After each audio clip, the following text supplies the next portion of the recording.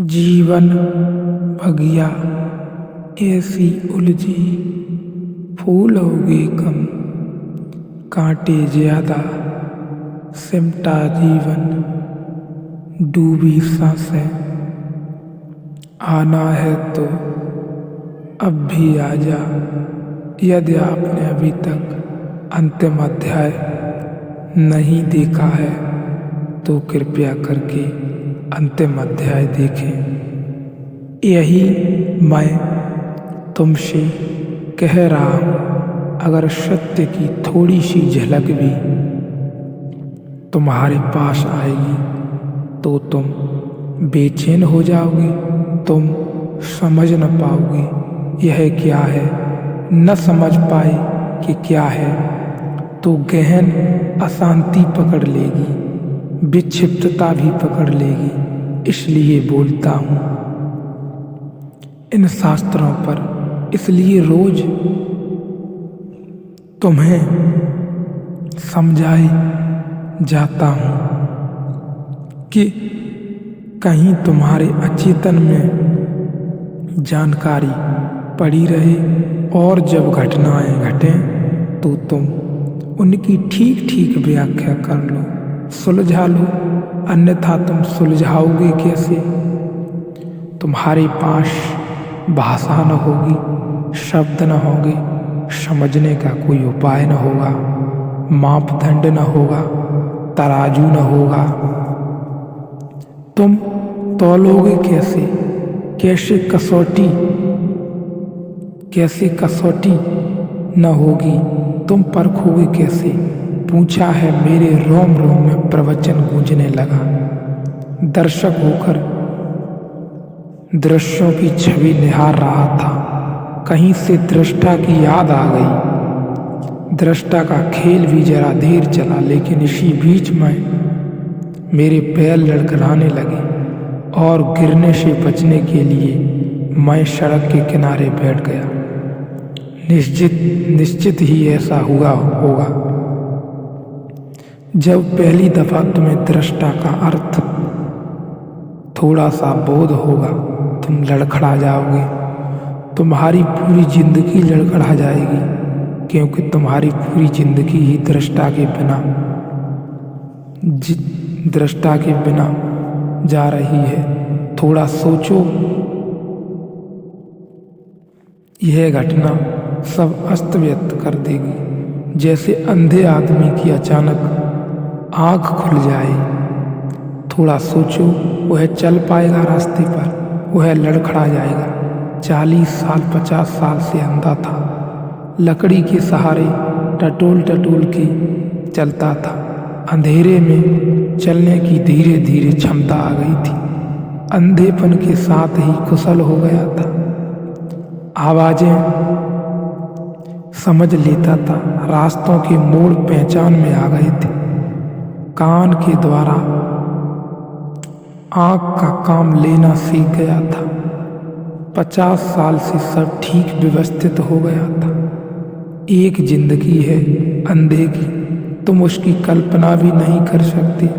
प्रकाश विहीन, रंग विहीन, रूप विहीन, आकार विहीन, सिर्फ ध्वनि के माध्यम पर टिकी उसकी एक ही भाषा है, ध्वनि। तो उसी के आधार पर उसने अपना सारा जीवन संरचित कर लिया था। आज वह अचानक सुबह बाजार जा रहा है। बाजार उसकी अचानक आँख खुल जाए, थोड़ा सोचो क्या होगा? उसका सारा संसार झपक कर गिर पड़ेगा। उसकी ध्वनि का सारा लोक एकदम अस्त व्यस्त हो जाएगा।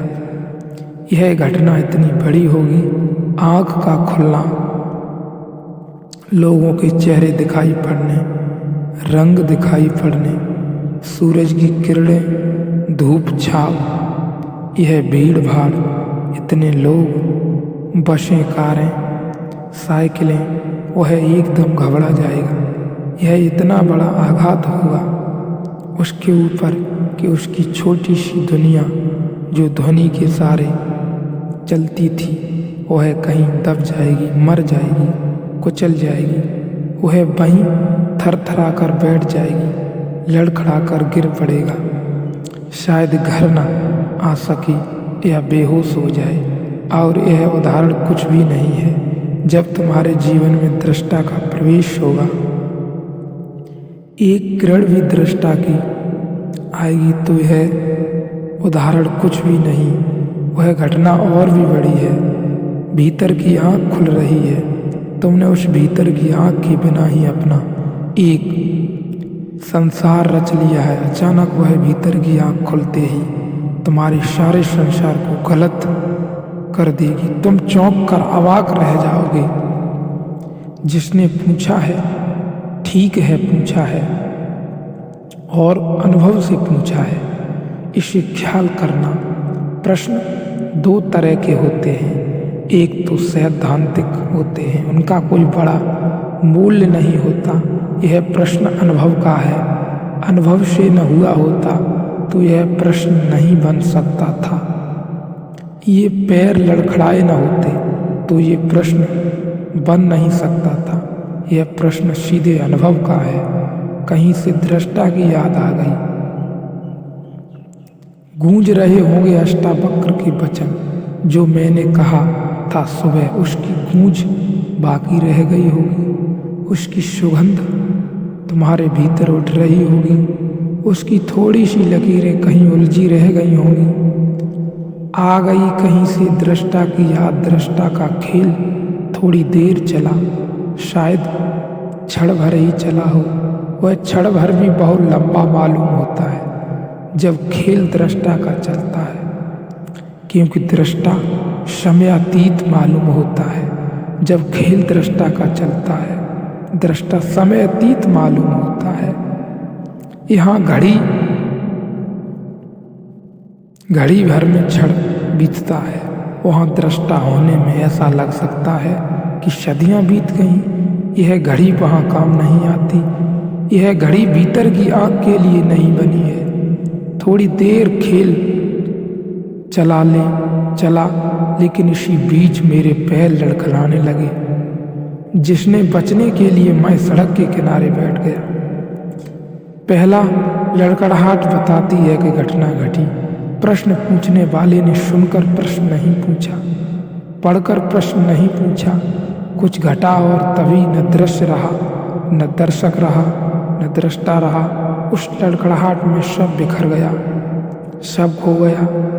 ऐसी घड़ी में ही कभी विक्षिप्तता आ सकती है, अगर धीरे धीरे अभ्यास न हो, अगर रत्ती भर हम इसको आत्मघात न करते चले और यह एकदम से फूट पड़े तो विस्फोट हो सकता है।